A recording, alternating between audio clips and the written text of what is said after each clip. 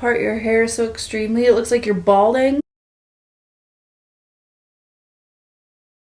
Hi, welcome back to my channel. If you've never been here before, I'm Mr. Bucket, and the balls pop out of my mouth. What a weird commercial. No wonder millennials are bizarre. Anyway, hi. Today we're talking about gabbie henna. I know because my last commentary piece that wasn't about Teen Mom was about gabbie henna. You might think to yourself, look at you seeking out all that gabbie henna content. That's a perfectly fine thing for you to think and perfectly reasonable. However, I am not seeking out gabbie henna content, but it is seeking me out, and it keeps showing up on my Facebook page and on my FYP on TikTok. Listen, I have a very long storied history with covering gabbie henna, and some of it was very unkind, and some of it needed to be. Watching her evolution from hypersexual tits in your face, twerking on anyone who would stand in a 3-foot radius of her, to a decent music career, to losing all grip on reality, to treating people really badly, to entering into some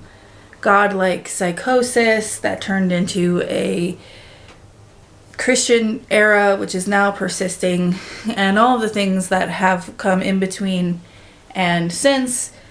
I've seen pretty much every era of gabbie henna that has been public, and I don't think everything I cover here needs to be like groundbreaking shit, right? Like I'm not your breaking news channel. I'm not your Philip DeFranco. I'm not here to break any sort of news. Sometimes something just strikes me as weird and comical, and I want to talk about it. And given the history that gabbie henna has presented herself of her own volition upon the internet, it all comes together in a way that allows me to take what I know about gabbie henna and the weird thing in front of me and put those things together. So while it seems like I'm just shitting on somebody's good time, there's usually a reason I'm taking a shit, because it's not healthy to hold it in. Now this video that we're gonna talk about today, we're gonna talk about a TikTok today that came up on my FYP yesterday, and we were gonna not talk about it. When she started this TikTok, which is like 1.5 minutes long, I was like, oh my god, how awesome. I'm not gonna have to disagree. In fact, I thought about making a video about agreeing with gabbie henna, because I'm like, what a wonderful perspective that would be. Someone who has been staunchly anti most of Gabbie's antics for many years agrees with her wholeheartedly, and I started to, and I started listening to this TikTok, and I was like, yes, okay, and then it took just like a sharp decline. I won't keep you in suspense. Let's watch it, okay? Let's watch this TikTok together, and then we'll talk about why I wanted to talk about it. I don't know what this hairstyle is. What does it look like in the back? Is it as confusing as it is in the front? I'm gonna say something about Sabrina Carpenter. I'm gonna get flamed. In fact, it's not even about Sabrina Carpenter. I bet it is. It's about society. So I just saw a video of Sabrina Carpenter at her concert, and she's like to a fan, happy birthday! Oh my gosh, you're 12? I gotta put more clothes on. Right. Okay, so right away, 2 separate red flags. One, why does your 12-year-old super into Sabrina Carpenter? Enough to like go to a show. Even to listen to most of her music, right? It's very hypersexual. It's very mature for even, you know, a burgeoning teenager, you know. Though I knew many, many songs that were way above my knowledge, my actual knowledge, around 12 for sure. I knew Red Light Special when I was 7. I didn't know what the hell I was saying. I knew it was sexual, but I didn't know what I was saying. That's besides the point. The other red flag is the goddamn smoke detector needs its battery changed. Are you someone that can live with that? Are you someone that can live with that beeping? Because for me, when that thing beeps to change the battery, I don't know if I have PTSD buried somewhere within me or what it is. I start shaking like a dog. Like it's a trigger sound for me. I could not live my life with that thing going off. And then the crowd goes wild. So I like open up the comments, and everyone's like, what's a 12-year-old doing at this concert? What type of mom would bring a 12-year-old to this concert? How did we get here? This is an adult performer. Exactly. Right. This is where I agreed with Gabbie. 100%. Right? I totally agree. I think that the people who have been outraged by Sabrina Carpenter's, like, you know, positions and the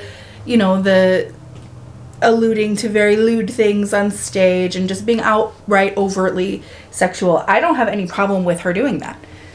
I have a problem with parents bringing their small children to watch it happen. Because even if you don't know any sort of like gesticulation or any sort of overt sexuality exists in the blocking and choreography of the show, if you've even bothered to listen to the music, you'll already know it's not really appropriate for your child. I was on board with this. But just hold on. Sabrina Carpenter is an adult performer. Like, she is not intended for kids. She talks about sex. She's in lingerie. She's doing sexual positions. Like, explicitly talking about sexual acts. A grown-ass woman performing for other grown-ass people. That's the intent. Okay? I agree with that.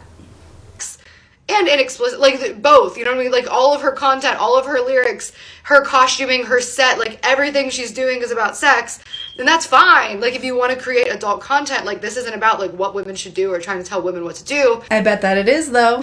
But the commentary here is the fact that she's allowed on mainstream media. No.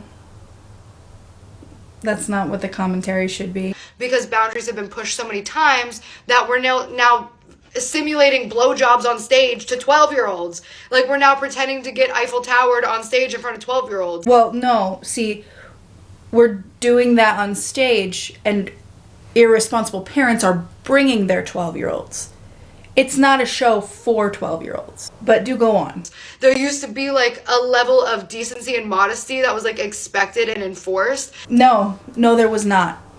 No, there was not. In fact, if you go on and you Google the history of sexuality in music, it actually dates back to the 20s. One of the more popular genres was called dirty blues. Not to mention the evolution of that through the years. You know, certainly the 70s had some very sexually explicit music. Certainly the 90s had some very explicit music.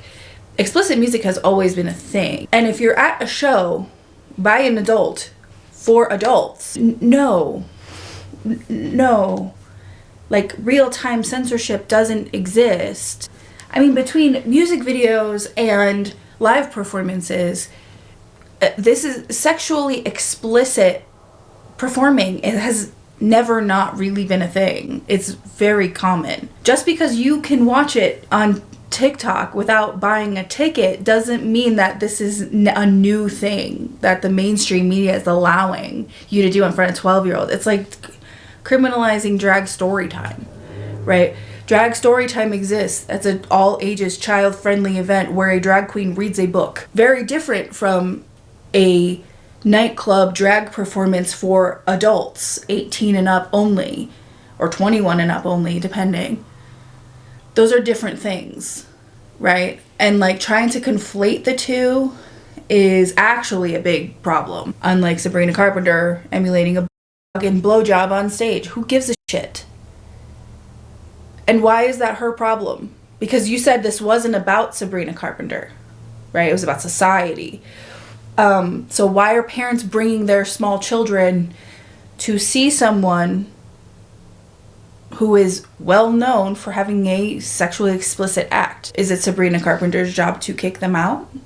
Is it the venue's job to kick them out, or was it the parents' job to not bring them in the first place? Like, for example, back in the old days, like, if you watch old sitcoms, like, married couples had 2 twin beds, or, like, I know there was a rule where somebody had to be sitting on the bed and somebody had to be standing, but 2 adults couldn't be on the bed together because they're doing their part to not implant sex in young children's minds. Actually, it had little to do with children and more to do with displaying modesty just in general.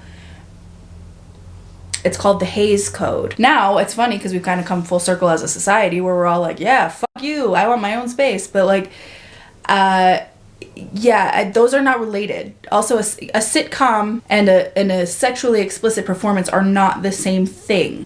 You bought a ticket to see Sabrina Carpenter knowing full well what her act is like. Even if you've never seen her live, even if you've never watched a TikTok, you know what her music's like, right? So you know what you're buying into. Versus watching, like, the Brady Bunch. Again, you know what you're getting into. My expectations for what's going to be on Channel 2 are not the same for what my expectations are going to be when I sit down at a Sabrina Carpenter concert. Those are two very, very different things. And the promotion of this concept of modesty filtered out over time because it wasn't necessary. Because people inherently are sexual beings. It has nothing to do with promoting sex. Two people sleeping in the same bed has nothing to do with promoting sex. It was a common practice with married couples. It still is a common practice with married couples to sleep in the same bed.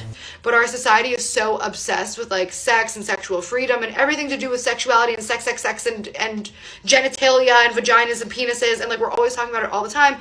And now there's a 20-something-year-old blonde girl in lingerie simulating getting Eiffel Towered and giving blowjobs in front of 12-year-olds in lingerie. Like, that's how we got here. That's not how we got here. Also, I thought this wasn't about Sabrina Carpenter. I don't think it's larger social commentary to say,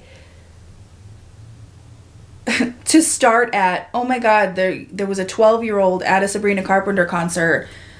I can't believe people take children to Sabrina Carpenter concerts and then end up on like, this is how we got here as a society. What happened to the good old days when everybody slept in separate beds and repressed their own sexual feelings? It's so weird. I'm all for keeping your kids home from the Sabrina Carpenter concert.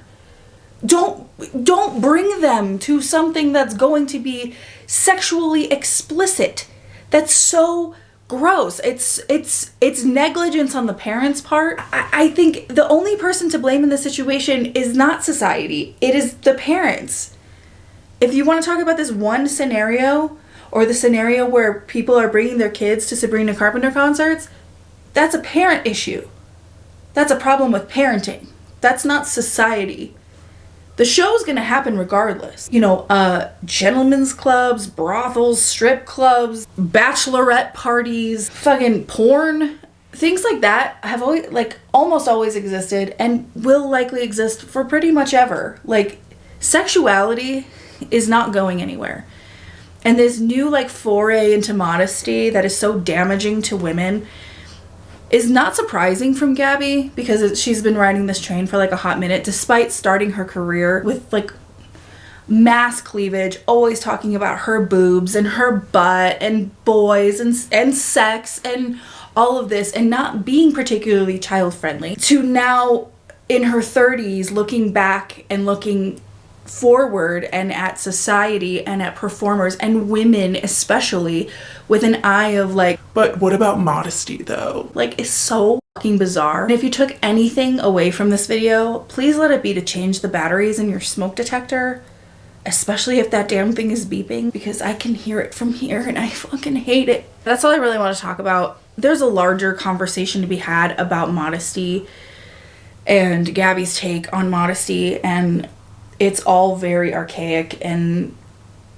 honestly dangerous. It's setting women back. And I do think Gabbie's next step is going to be trad wife, because she is in fact getting married, I think next month. And